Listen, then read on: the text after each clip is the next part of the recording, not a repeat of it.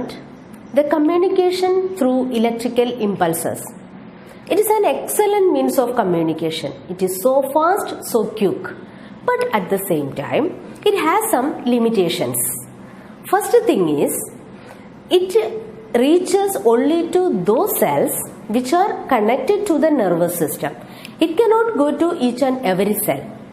The second limitation is, once an impulse is generated and transmitted, the cell takes some time to reset and to regenerate the next impulse.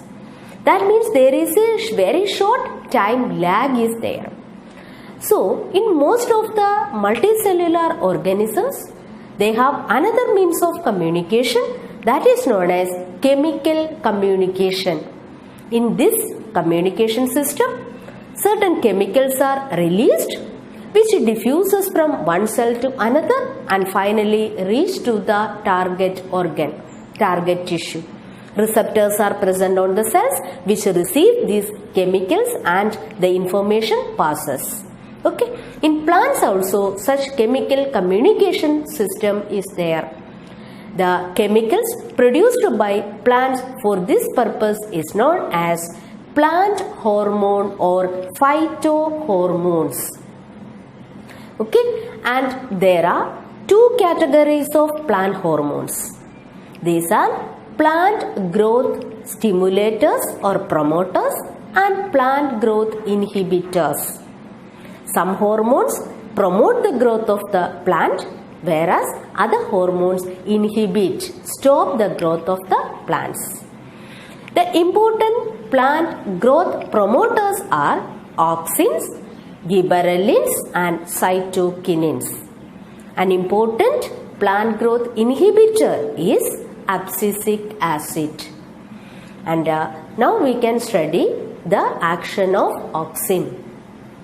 Auxin is one of the major plant hormone. It is normally synthesized at the tip of the plant.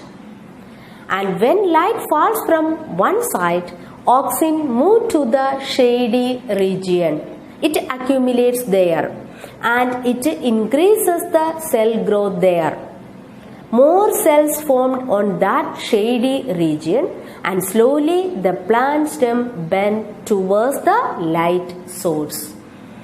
In this way, the plant bends or plant shows positive phototropism. Okay, so auxin is one of the major plant growth promoter. And the second thing is gibberellins. It is also a plant growth promoter that helps in the growth of the stem. And cytokinins that helps in cell division. So, those cells, those organs which are actively involved in cell division, the amount of cytokinin is more. Okay, and these three are plant growth promoters, and I told abscisic acid is an example of plant growth inhibitor. Okay, which stop the growth. And for example, wilting of the leaves, it is due to abscisic acid.